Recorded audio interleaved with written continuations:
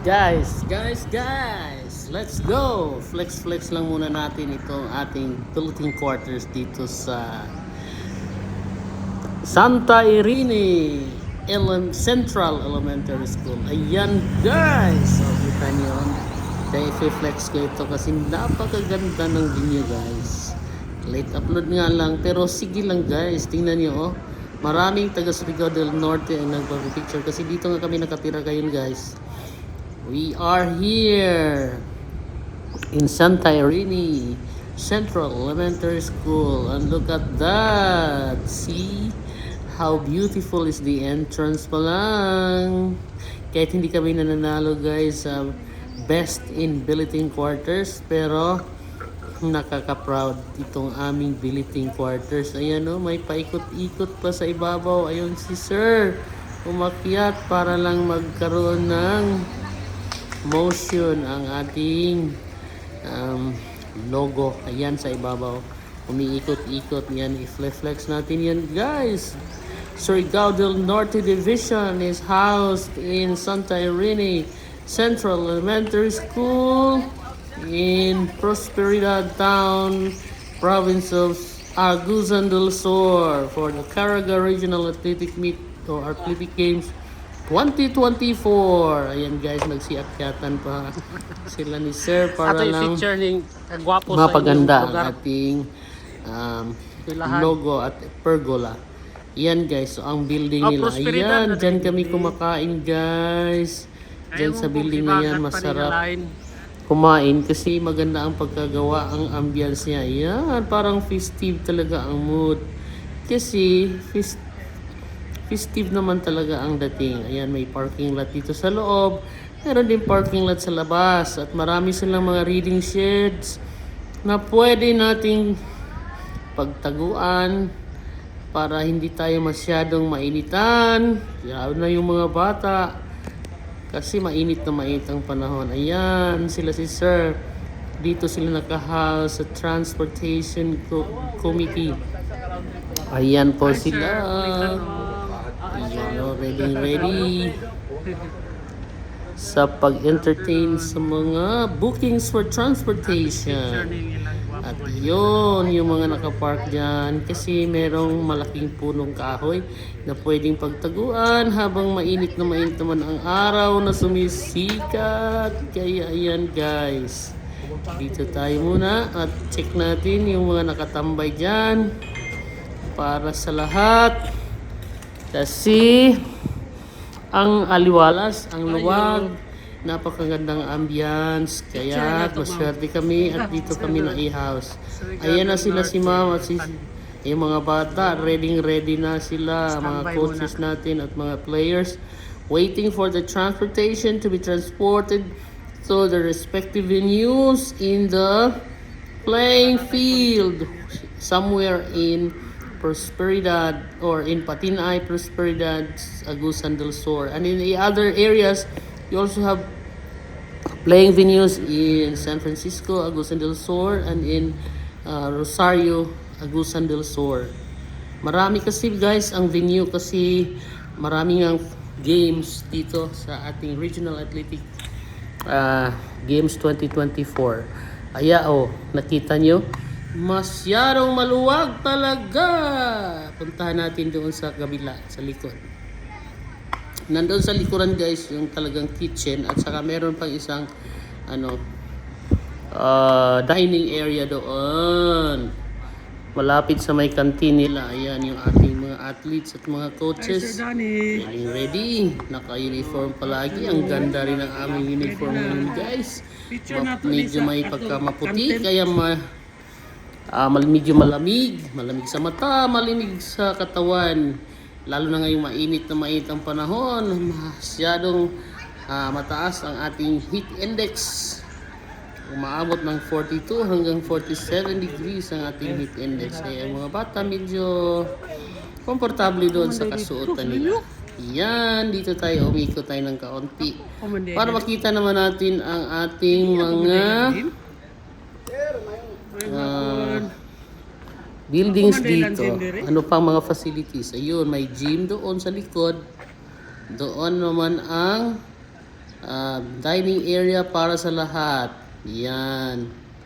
Yun, para sa mga bata. At saka yung kitchen area nandoon din. Dito rin, meron pang mga rooms para sa mga delegation officials at saka mga athletes natin. Yun guys, yan o, naka-arrange talaga ang mga tsinelas ng ating mga kabataan.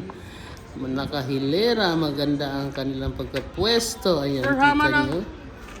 Yun, may electric fan sa loob ng classroom. Kaya hindi masyadong mainit. Medyo class din ang ating dati. Ayan guys, dito tayo. Iikot pa tayo. Ikot pa more. Ikot pa more. Para naman matunghayan at makikita natin ang iba pang banda ng ating facilities dito sa Santa Irene Central Elementary School. Nakalimutan ko tuloy yung principal, yung pangalan ni ma'am. Yung principal namin dito guys, yung principal natin dito sa Santa Irene Central Elementary School. Yung bagong principal kasi kalilipat lang daw ni ma'am. Ay nako guys, nakalimutan ko. Sorry guys. Sila ang shout out na lang kay ma'am, ang principal ng Santa Irene Central Elementary School sa napakagandang ambience dito at saka napakagandang accommodation. Sa dapit ng boxing. Talagang pinaghandaan nila para maging komportable lahat ng mga bata, lahat ng mga coaches at saka delegation officials.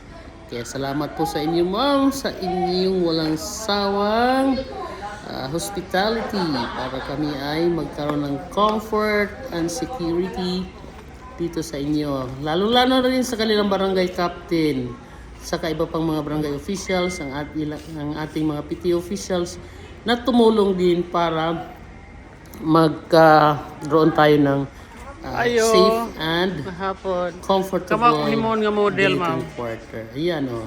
Kita niyo mga bata. Pero napa-improvement daw. Ayan. Masaya sila dahil malinis. Malinis din yung kanilang mga uniform. Hindi nadudumihan. Meron din silang mga latrine sa likod guys. Merong maraming tubig, maraming CR, maluwag. Wow, kagana sa ilang quarters. Meron pwedeng maglaba ang mga bata kasi yung iba gusto maglaba, ayaw nilang mag-uwi ng mga maduduming damit, kaya nilalaro nila. Yan yung sample natin guys. Nag-vlog ako sa atong sample ng room venue. O diba, ang aliwalas. Wow, pangagwapo nila. Yan, dito nakatira ang ibang mga event supervisor. So, nakita ko si Dr. Mainit saka si Mr. and Mrs. Galve. Ayun guys, saya talaga. Kaya huwag magsawang manood ng video na ito. Ulit-ulitin ninyo at i-share sa iba para naman makita nila how beautiful is Santa Irene Central Elementary School. O yan, meron pang punong nagpapalamig sa ating mga maiinit na katawan dahil sa mainit na panahon. Napakalawak pala ng campus na ito guys. Ayun yung water tank nila. Meron pa silang hand washing facility doon. Meron pang dental trough. Kaya sulit na sulit talaga ang aming pagtira dito guys. Kaya kung pabalikin kami dito, babalik kami kasi napakaganda. Ayan lalabas na yung ating mga delegation officials saka yung mga coaches natin at saka athletes. Palabas sila kasi meron na silang pupuntahang event. Kaya ganyan dito guys. Sana makabalik kami dito kasi ang ganda talaga. Pwede na silang mag-host din guys ng palarong pambansa. Kasi kayang-kaya talaga nila. Kaya ito, salamat talaga Santa Irene Central Elementary Schools, principal, teaching force, sa ating mga security, barangay officials, mga barangay tanod, saka yung PTA officials, barangay captain, sa municipal officials ng Prosperidad, at saka sa governor. Dahil napakaganda. Mamaya-maya guys, ipiflex ko rin yung isa pang billeting quarter namin. Doon ako nakatira sa high school, guys. Ito yung dining area namin, guys. Dito kami kumakain para sa mga event supervisors at sa mga coaches. Meron ding isang dining area doon. Doon din ang mga bata. Maganda rin doon, guys. Kaya eto. Ayan. Palabas na sila. Meron tayong bisita, guys, from the regional office. Bumisita pala yung taga-region natin sa ating regional director at saka mga staff ng region. Thank you very much for watching. Salamat sa pagbisita. God bless everyone. Please comment, like, share, react, and follow for more. Subscribe na rin sa YouTube channel natin. God bless everyone.